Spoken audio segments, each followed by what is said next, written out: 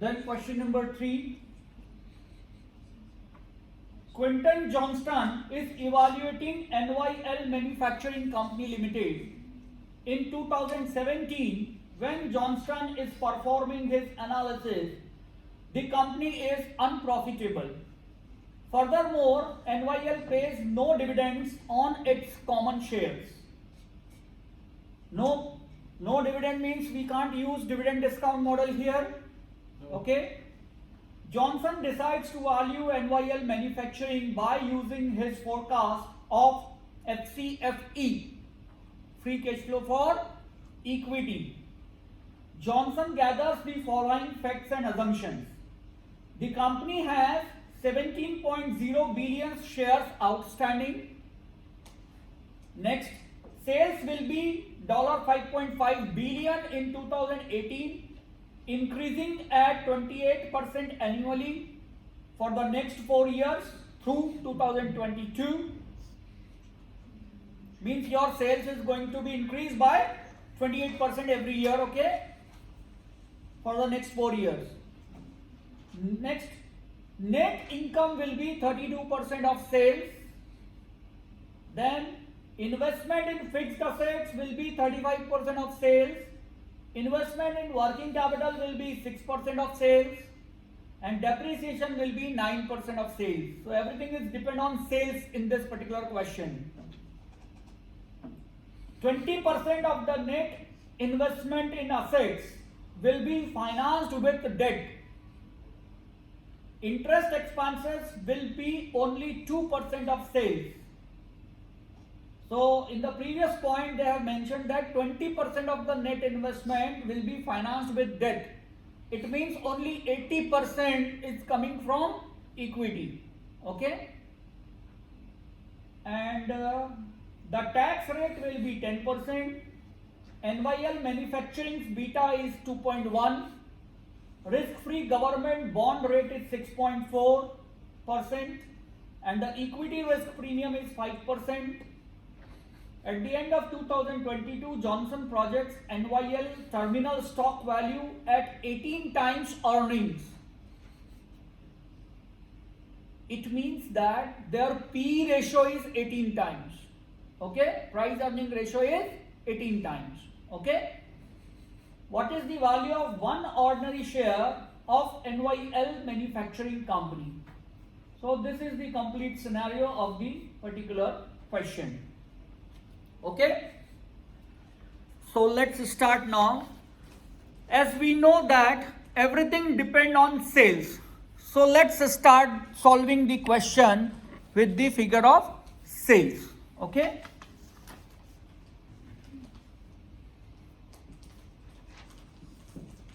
what is the sales given here for the first year? 5.5.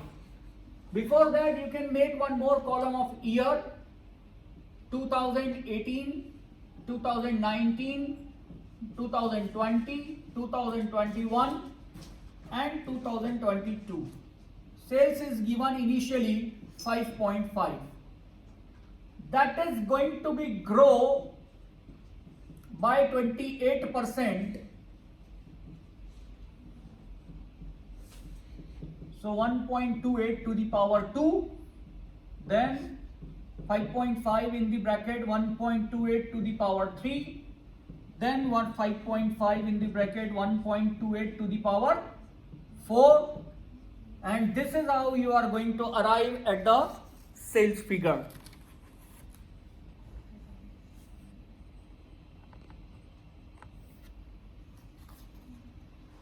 And your sales figure will be here 5.5 only, the same, here 7.04, here 9.0112, then 11.534, then 14.764. These are the sales figure. Any doubt regarding these? As they have mentioned, sales will grow for the next 4 years at a rate of 28%. So we have grown it by 28%. Okay. by using the future value formula. What is the formula? Present value 1 plus r to the power t. Okay, so we have grown the present value of sales by 28% according to number of years. Okay, and now the next thing is net income, which is clearly mentioned in the question. Net income will be 32% of sales. So the next column is for net income, which is 32% of sales. Okay, so just calculate 32% of sales and you will find your net income. Here it will be 1.76, then 2.25, 28, then 2.8835, 3.691, 4.72. So this is our net income.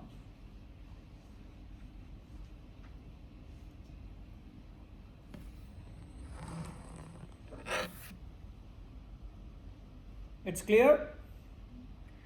Now, as they have said us, the investment in fixed assets will be 35% of sales. Investment in fixed assets.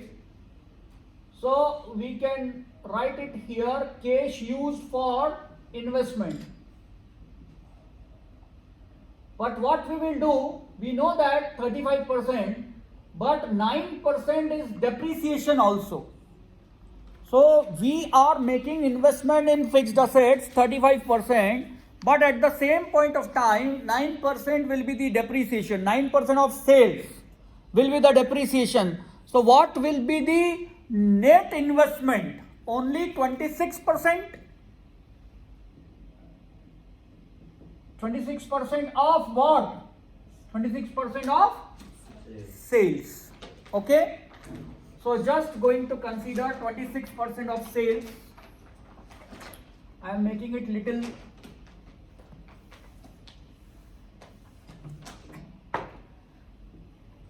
(26% of sales). So just calculate 26% of sales value. And one more thing, after calculating 28%, what we will do, let's say 28% of sales is 1.43.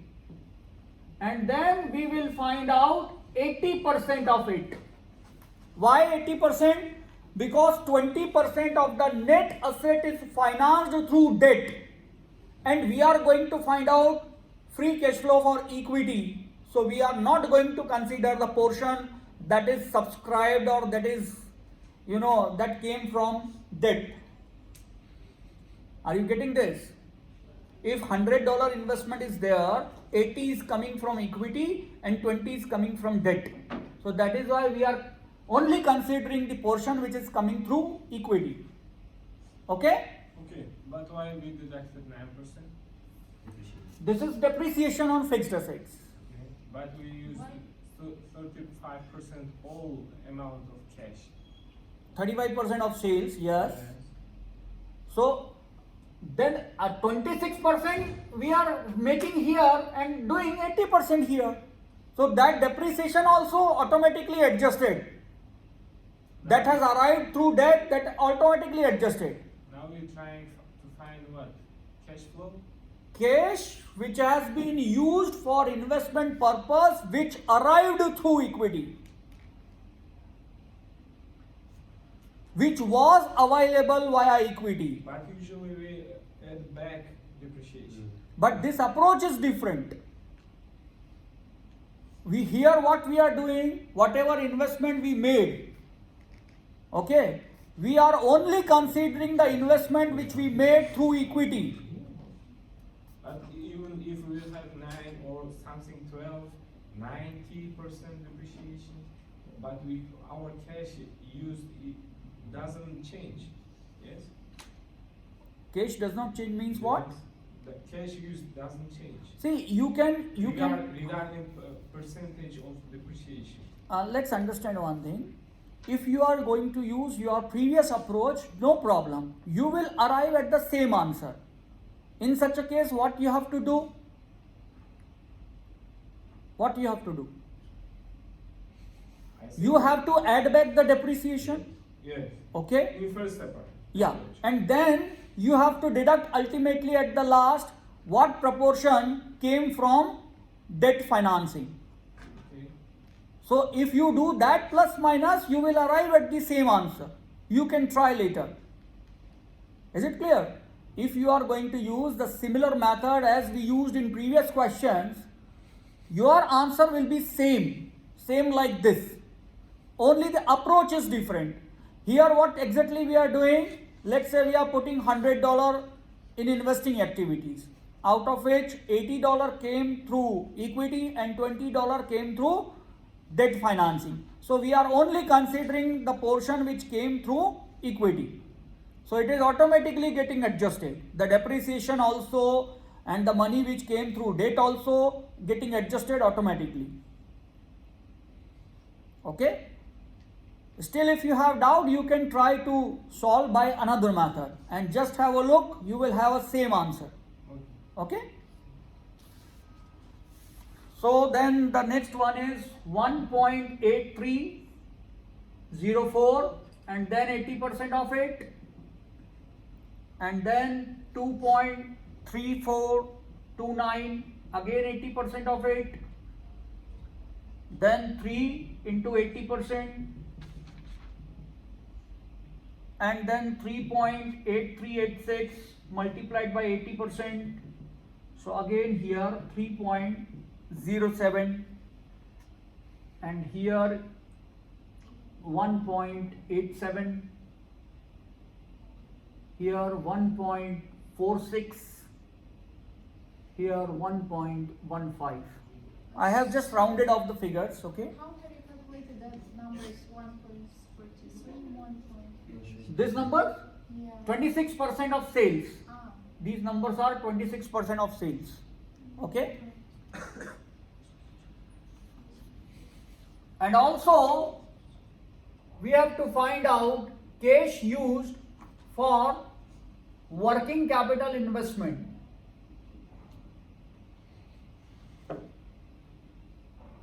They have clearly mentioned in the question that working capital investment is 6% of sales. How much? 6% of sales. But keep remember again, 80% of it will be financed through debt. Not 20%. So we will consider only 80% part of it. Okay? So 6% of sale is 0.33 into 80%. That will be 0.264. Then again 0.4224, which is 6% of respective sales. Again 80% of it will be 0.34. Then 0.54, 0.67 into 80%. Then 0.43. Then 0.692 into 80%. 0.5536 and 0.89 into 80%, it will be 0.71. Okay? So now we have net income and also we have how much investment we made through equity in fixed assets and how much investment we made in working capital through equity. Is it clear? We are deducting only the equity investment part. Clear? We are not deducting debt investment part. So we need not to add back the debt investment part. Okay? So we are going to find out here free cash flow for equity. How to find out? Column number 3, 4 and 5 we are going to use. So column number 3 minus column number 4 minus column number 5. Okay? This is third column, this is fourth column, this is fifth column. So once you do this exercise, you will find 0.352, 0.45, 0.56, then 0.57, 67, 0.74, 0.94.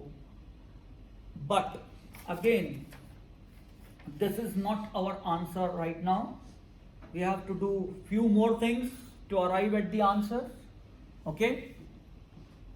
What exactly we needed here? We need to find out present value of FCFE.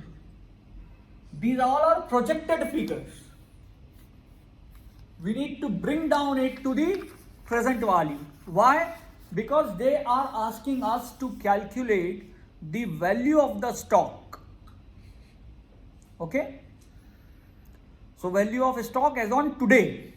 So to find out the present value of the stock, first we need to find out the terminal value of the stock also. Okay?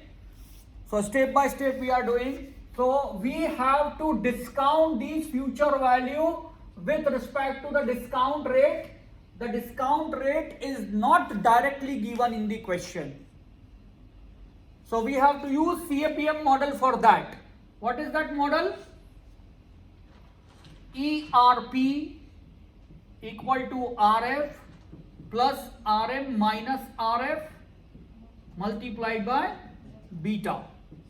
So risk-free rate is given in the question 6.4% and equity risk premium is given in the question 5%. Okay, and beta value is also given in the question 2.1. So here you will find your required rate of return or ERP by using CAPM model. You can call it KE also, cost of equity. Okay, and this rate we are going to use for discounting purpose 16.9%. So once you discount these future values by 16.9%, you will have the values like 0.301, 0.33, 0.361, 0.35, 0.40 you can say, and 0.43. How these values are arriving? I think you know already how to make discounting. Yes. Look at here, 0.352 divided by 1.169 to the power 1. If you solve this bracket, you will get this value.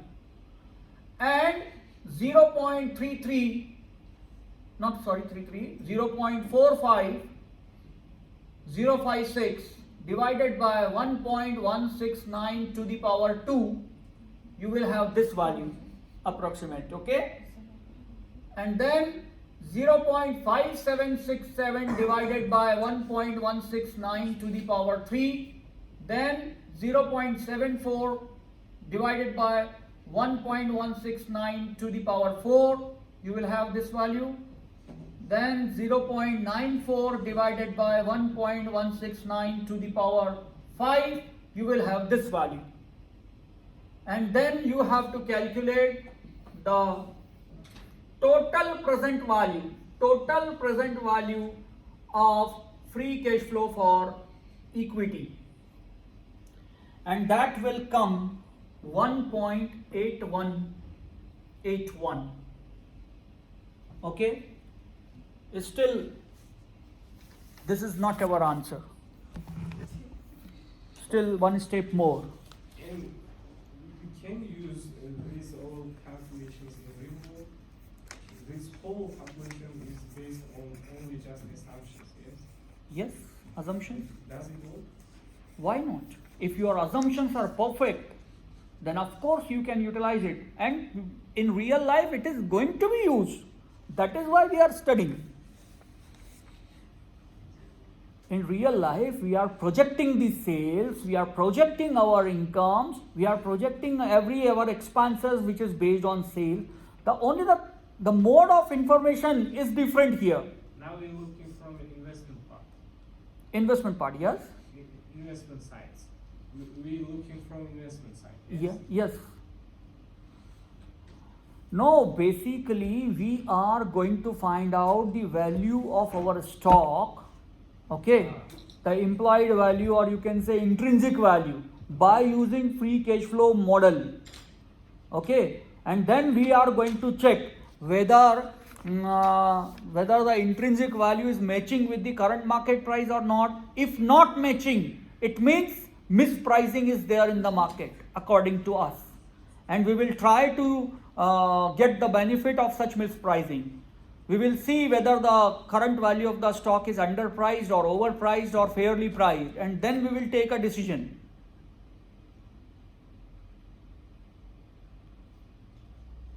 Are you getting or not? First of all, understand what we are doing. We are trying to find out the value of a stock according to our own data, according to our own assumptions. We are trying to find out implied value of the stock, or you can say intrinsic value of the stock, by using free cash flow model. I understand what we're trying to do and what we want to get. Okay.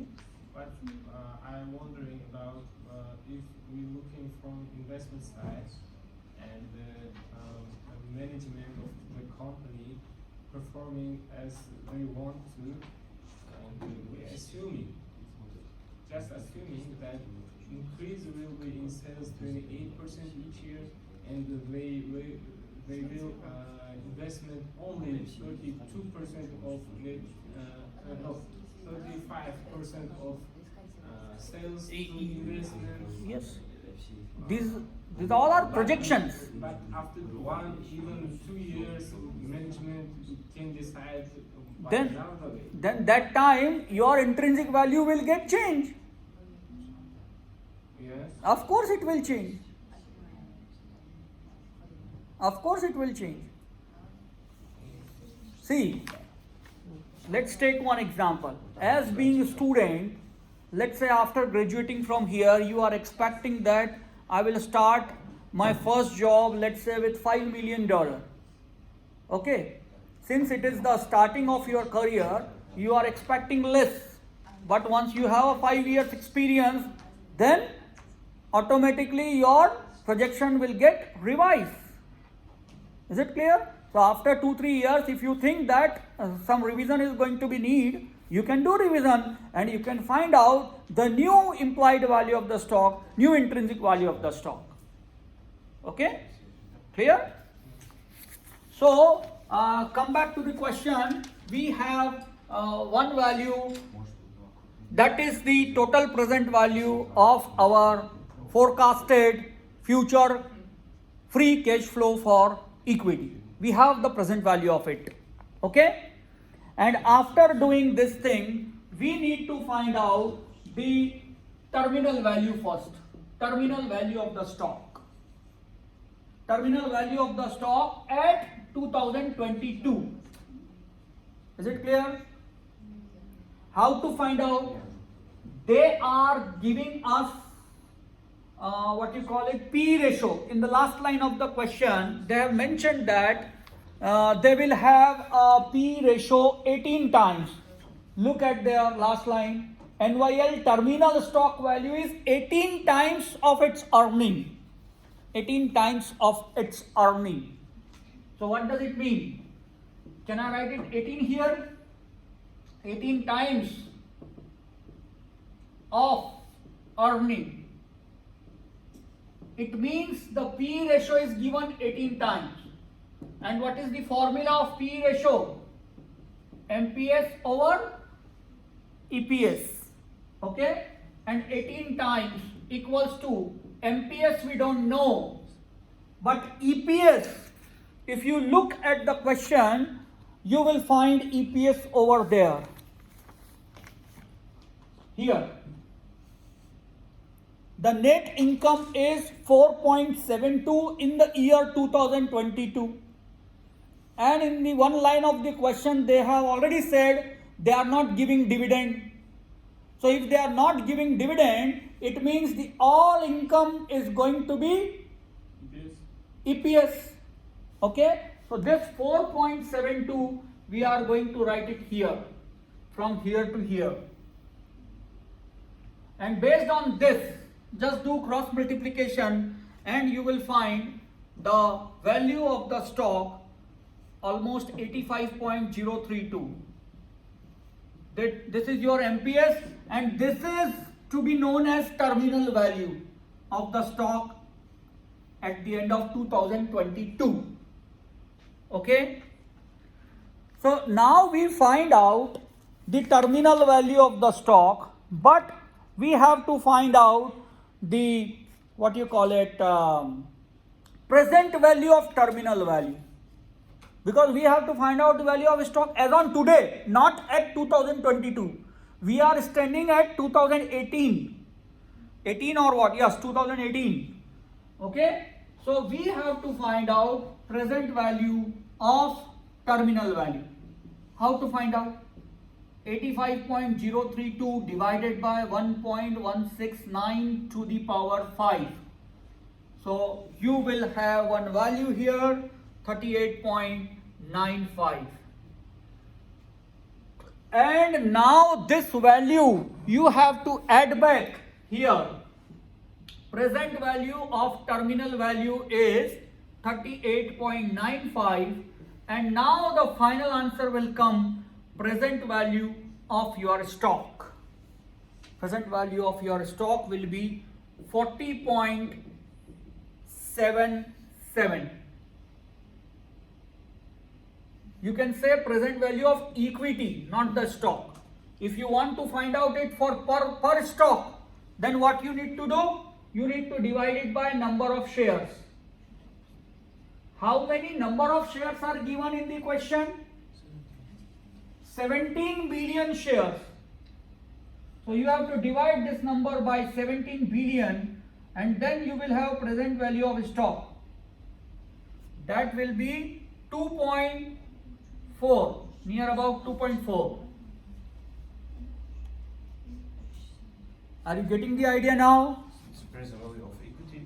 Present value of equity means one share value today should be somewhere near about 2.4. It's an implied value. It's an intrinsic value according to your calculation of future expectations. Okay?